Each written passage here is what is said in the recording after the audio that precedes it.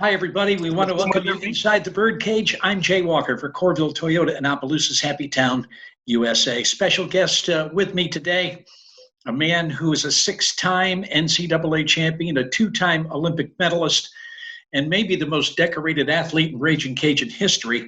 Hollis Conway is here with us. And Hollis, so much I want to talk to you about, but I want to get to the most important thing first, and that's your daughter. Because, of course, a lot of folks know she was second runner-up in the Miss America pageant. How is she doing, and what's she doing now? Well, she was performing on Broadway. She was in the brand new Tina Turner production. And, of course, Broadway is now shut down. So she's eating up all the food at my house right now. Hopefully, Broadway will open back up and she can get back to work, if for no other reason than for your grocery bill, right? Absolutely, because she's not paying me back. You're the community development director for Lafayette government. Now, before we get into what you're doing now, I think a lot of it is going to tie into where you've come from. Now, you participated twice in the Olympics, 1988 in Seoul, 1992 in Barcelona, silver medal and a bronze medal.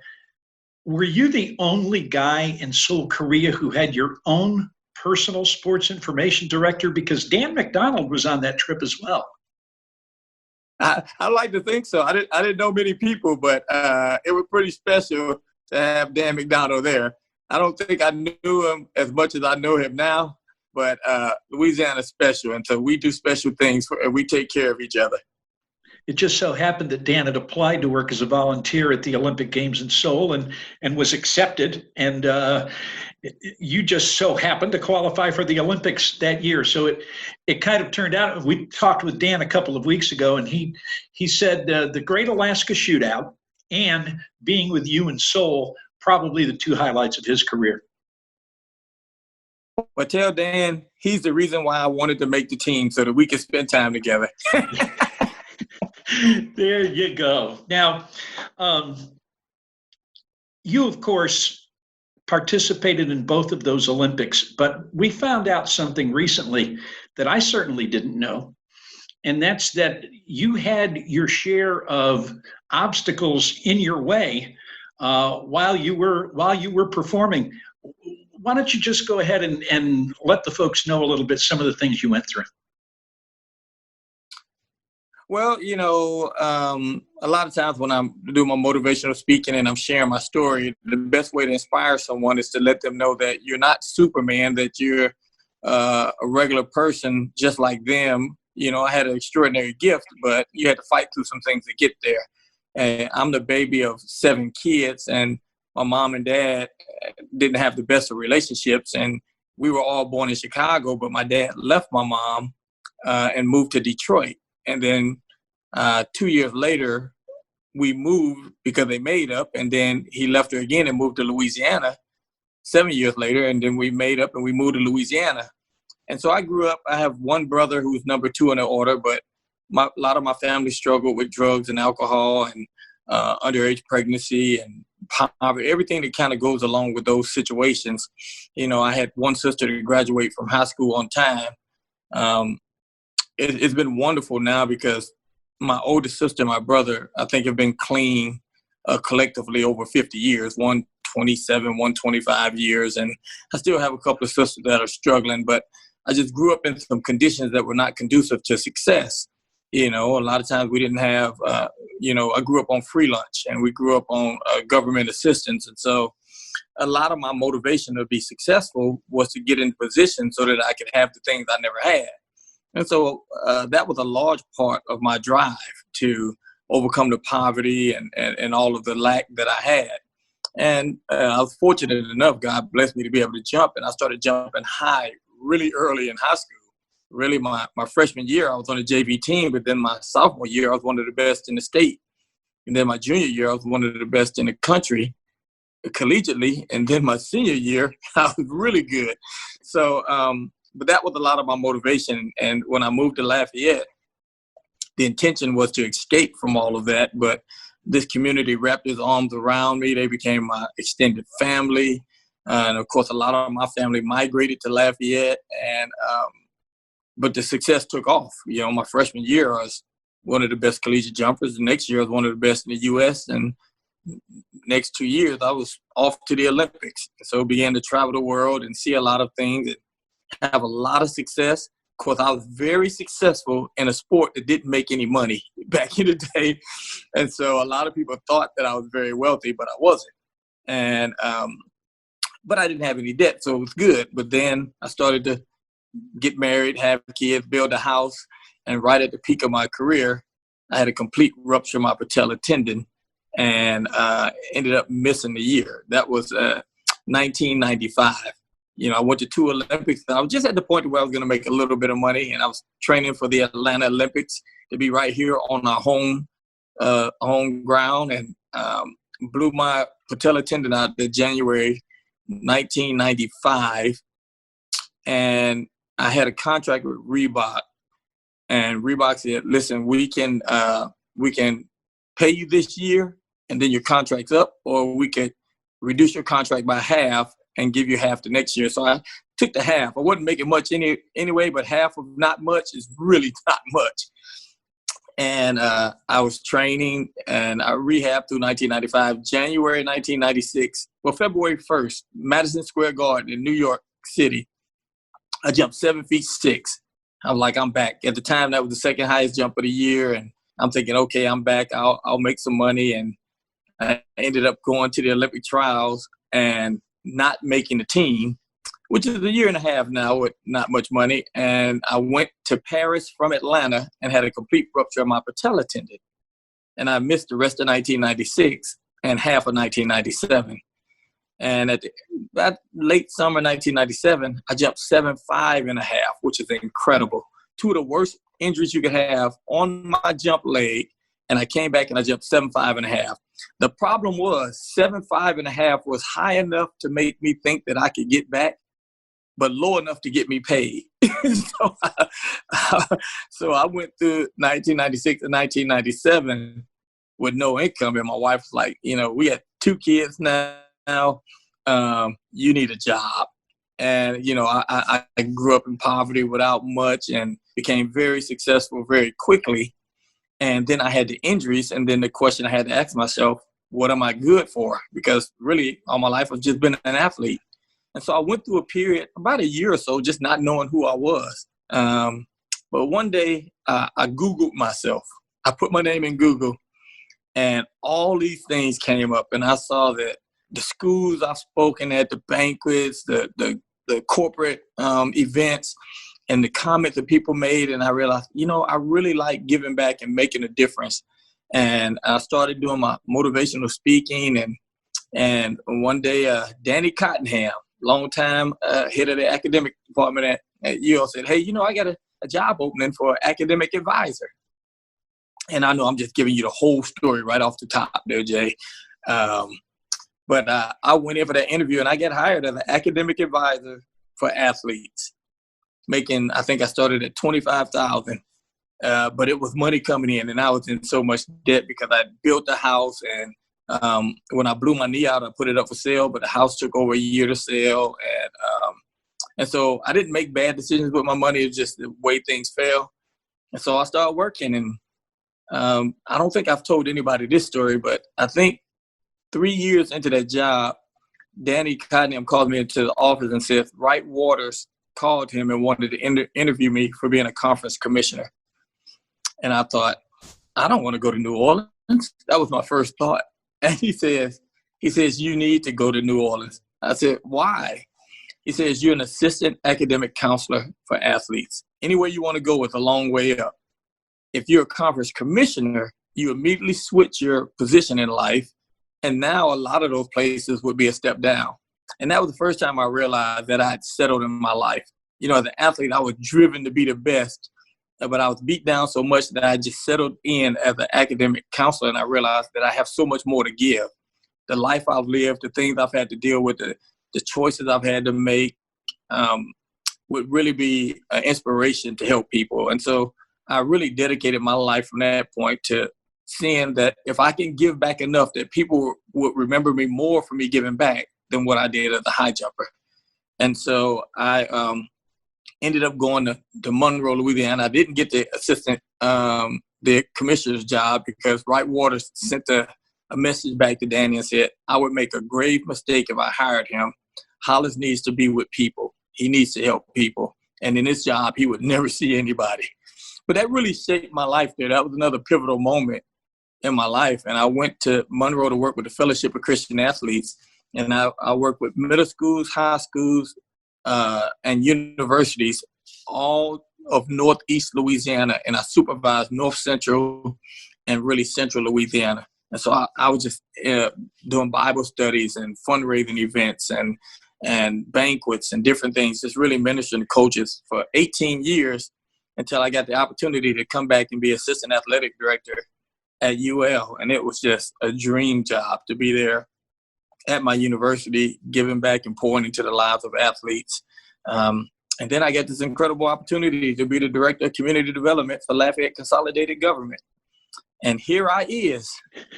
Hi, I'm Rebecca Courvelle Fournette here at Courvelle Toyota in Opelousas. Acadiana, we're here for you and we're here to help you. As an essential business, our Courvelle family is taking extra steps necessary while still meeting our customers' needs. Our service, parts, and sales departments are open and we're making arrangements to meet your automotive needs. Let us take you on a virtual test drive, then deliver the vehicle right to your driveway. Call 948-TALK or visit us online at CourvelleToyota.com. Courvelle Toyota in Opelousas, Happy Town, USA. Now, you were so known and so driven to be a great athlete. Was there anything in those years that you were competing that made you realize I can use my voice to make a difference? Were you in the public eye a lot? Did you have to do a lot of speaking? What made you realize you had that gift? Well, I think it was always in my heart. I did not realize it. I did not. I was singularly driven to be the best. I mean, I thought about being the best. I trained to be the best. I gave everything. But in the midst of that, when I researched my name and looked back, I had been doing things already just as a natural occurrence, natural. It was just part of who I was, but I never even knew that I was doing that. Anytime someone asked me to speak, I would go. Didn't ask for any money, which really made me a horrible motivational speaker because if people say, we don't have any money, I'm coming anyway.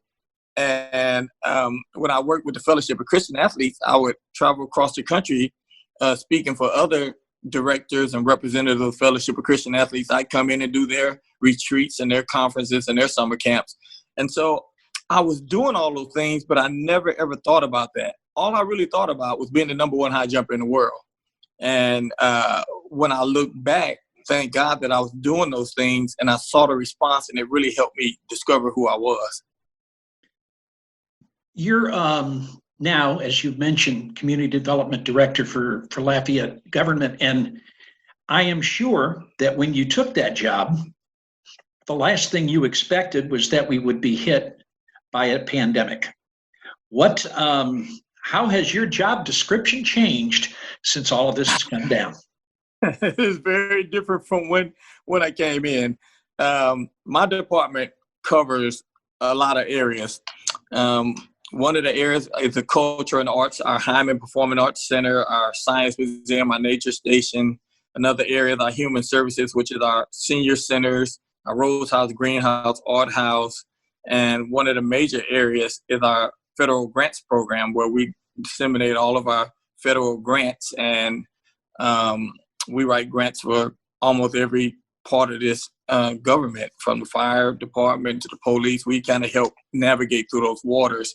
And so there's a spattering of everything, but I get to affect a large part of the community, especially the low and moderate income part of our community.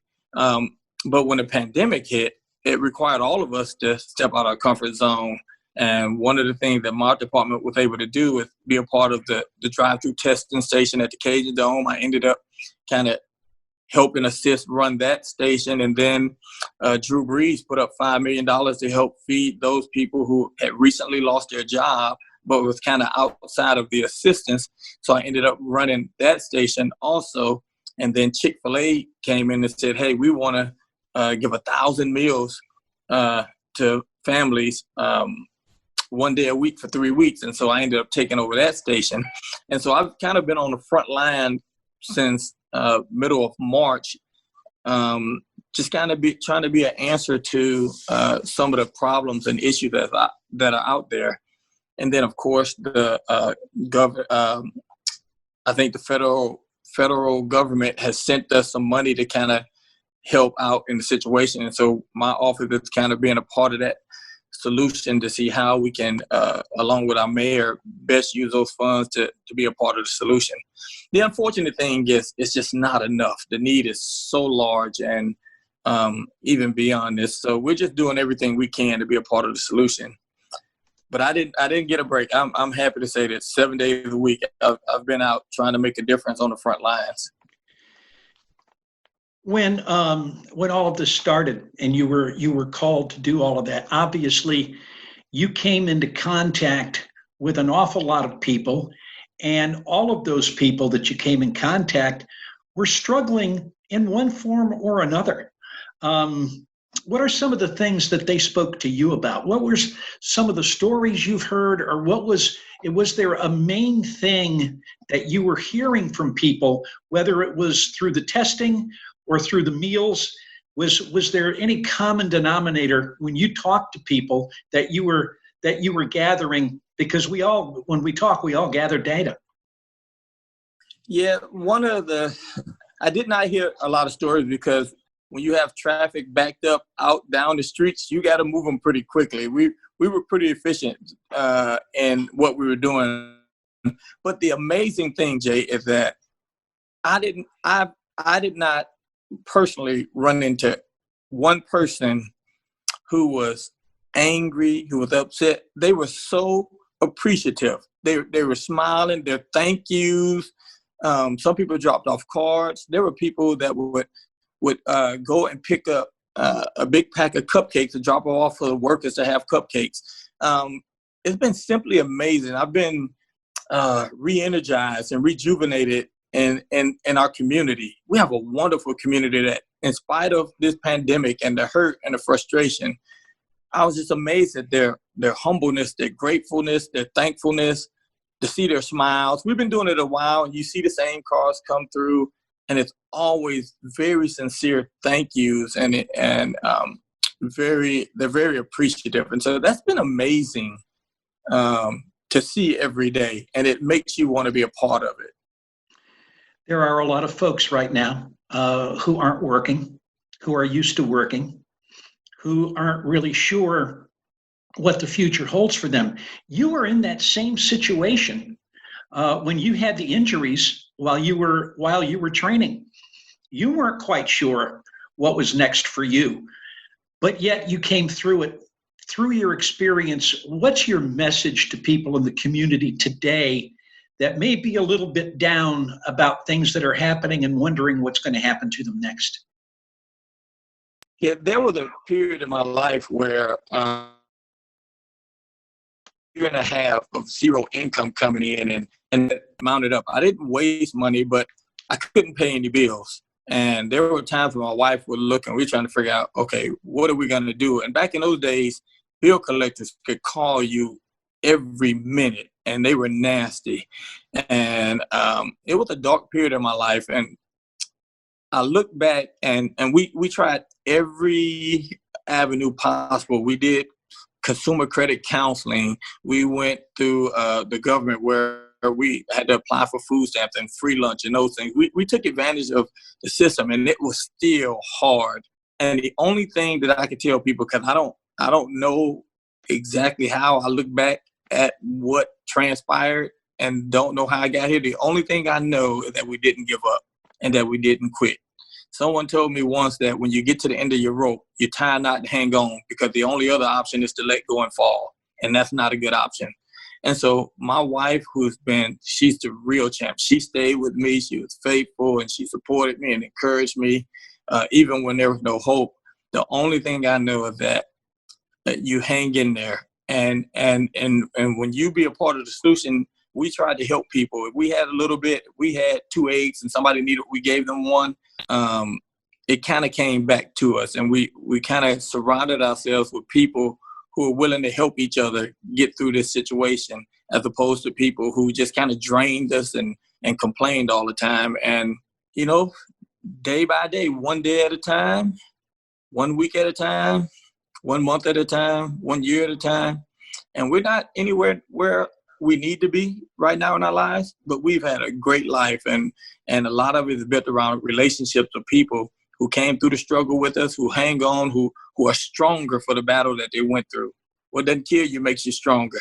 And so I would encourage people, be strong, hang in there. You don't have to have all the answers. You just don't quit. And one day that sun's going to come up. We're going to get through this thing, and it's going to be brighter on the other side. Hollis Conway, our guest this afternoon. My friend, it is always a joy to visit with you. I just want to say thanks for your time today, and hopefully some folks able to watch this understand that the good times are right around the corner. Appreciate you, man. Thanks. Thank you. Appreciate you, Jay. That's Inside the Birdcage for Courvelle Toyota. I'm Jay Walker for RagingCajuns.com. Thanks so much for joining us.